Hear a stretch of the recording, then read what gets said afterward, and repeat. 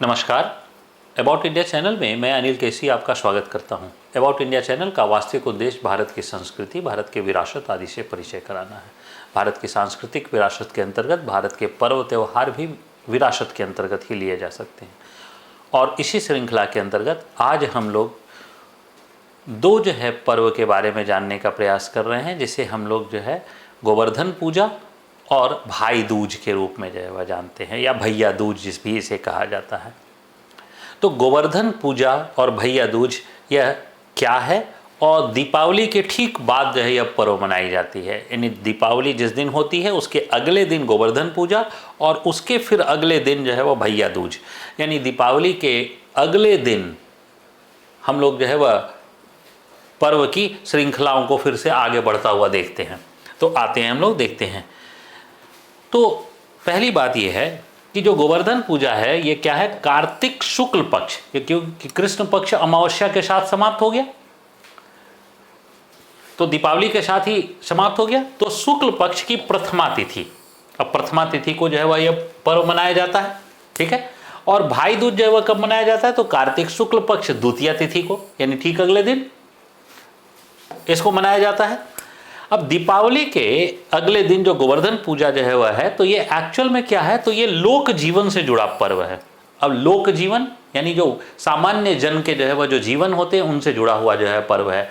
तो इसमें क्या क्या होता है, तो देखिए क्या है। सबसे पहले वह इसमें गोधन यानी गाय को वह क्या किया जाता है, धन के रूप में पूजा किया जाता है। गोवर्धन पूजा के दिन वह हम लोग गौशाले में जाते हैं और गौशाले में जाकर गाय की पूजा करते हैं, गाय के बछड़े की पूजा करते हैं। अब ध्यान से समझिए, मैंने कहा लोक जीवन से जुड़ा हुआ है, तो इसका अपना महत्व है।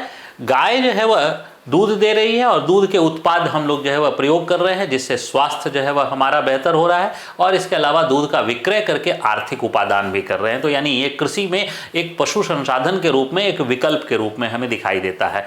तो ये है। इसके साथ साथ वह देखिए क्या है कि आज हम लोग ट्रैक्टर आदि की परंपरा वह विकसित हो गई, मशीनीकृत वह खेती हो गई, लेकिन पहले वह हल से वह खेती की जाती थी और हल में वह बैल का प्रयोग किया जाता था। इसलिए गाय के बछड़े को भी इस दिन वह पूजा जाता था। तो गाय का बछड़ा वह कृषि से जुड़ा हुआ है, उसलिए उससे उसकी भी पूजा वह होती थी। तो इसलिए वह गोवर्धन जो पूजा है वह क्या है, लोक जीवन। और इसी दिन वह क्या है, हम लोग गोवर्धन पर्वत की भी पूजा वह करते हैं।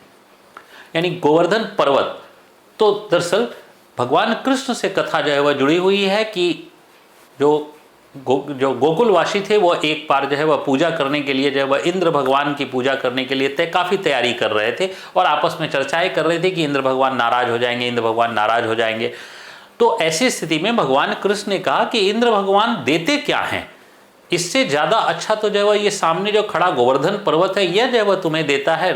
ये पशुओं को चारा देता है, या वह यहाँ से जल वह आ रहा होता है, जो हमारे जीवन को वह आगे बढ़ा रहा होता है, क्योंकि पर्वत ही दरअसल वह नदियों के वह स्रोत होते हैं। तो इसलिए एक पर्वत के रूप में, यानी आप ध्यान से समझिए, अगर इसको इन्वायरमेंट के दृष्टिकोण से देखिए तो एक हम अबायोटिक फैक्टर्स की पूजा के बारे में हम प्रेरित कर रहे हैं। अबायोटिक फैक्टर्स, जैसे गाय और गाय के बछड़े की जो पूजा हुई ये बायोटिक फैक्टर्स की पूजा हुई, लेकिन यहाँ पर वह गोवर्धन पूजा एक पर्वत की पूजा हुई। अबायोटिक पर्वत में ही चट्टान है और उसी चट्टान का अपर्दन या इरोजन होता है तो मृदा का निर्माण होता है, उसी मृदा से वह हमारे यहाँ कृषि होती है।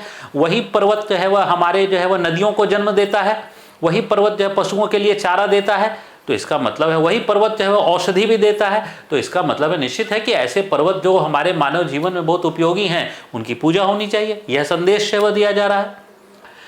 तो जब गोवर्धन की पूजा की जानी चाहिए यह भगवान कृष्ण ने कहा, तो इससे इंद्र भगवान नाराज हो गए और उन्होंने खूब वह कई दिनों तक लगातार वर्षा की, और लगातार वर्षा करने के बाद वह क्या हुआ कि पूरा वह गोकुल वह डूबने लगा। तब वह भगवान कृष्ण वह अपनी उंगली पर पर्वत उठाकर और सारे गोकुलवासियों को उसके नीचे वह इकट्ठा कर दिया, जिससे वह सभी लोगों के प्राण की रक्षा वह हो गई। क्यों? क्योंकि ऊपर एक अम्ब्रेला की तरह वह गोवर्धन पर्वत काम करने लगा।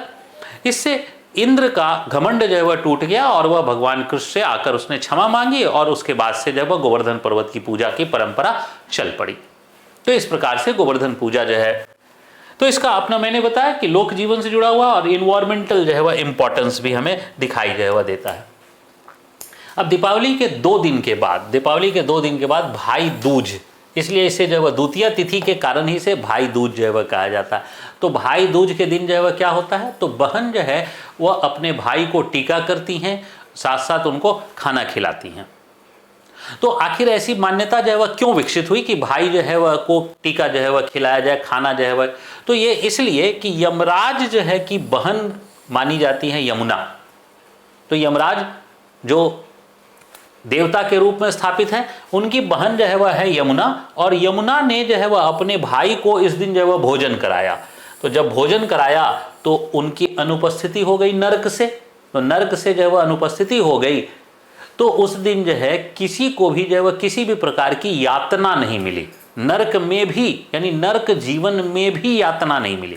अब ध्यान से समझिए, नारकीय जीवन में अगर यातना न मिले तो यह पर्व जो है वह क्या हो गया, सुख का पर्व। तो भाई जो है के माध्यम से, भाई और बहन के माध्यम से यह एक सुख के पर्व का संदेश जो है वह दिया जाता है। आइए हम लोग थोड़ा सा चित्रों के माध्यम से जो है वह देखने का प्रयास करें। तो देखिए, ये जो है वह भगवान कृष्ण ने जो है वह गोवर्धन जो है वह पर्वत को अपनी उंगली पर उठा रखा है, और इंद्र जो है वह उनसे क्षमा याचना कर रहे हैं, और सारे गोकुलवासी जो है वह उस गोवर्धन पर्वत के नीचे जो है वह आश्रय लिए हुए हैं। यही जो है वह सेम जो है वह पिक्चर जो है वह हम लोग देख रहे हैं, जो गोबर से बनाया हुआ है, और ये इस प्रकार से प्रकृति को भी जो है वह संदेश देने का प्रयास किया जाता है। और जो गोवर्धन पर्वत की पूजा की जाती, तो इस प्रकार जो है वह गाय के गोबर से जो है वह पूजा जो है वह आराधना इस प्रकार से की जाती है। और इसी दिन जो है वह भाई दूज में भाई को जो है वह टीका कराई जाती है, और साथ साथ जो है वह बहनें अपने भाई को अच्छे अच्छे भोजन पकवान बनाकर खिलाती हैं। तो इस प्रकार से हम लोग गोवर्धन पर पूजा और भाई दूज आदि के बारे में थोड़ा संक्षिप्तता से जो है वह हम लोगों ने इसको जाना। मैं अनिल केसरी आप सभी का धन्यवाद करता हूँ। जय हिंद।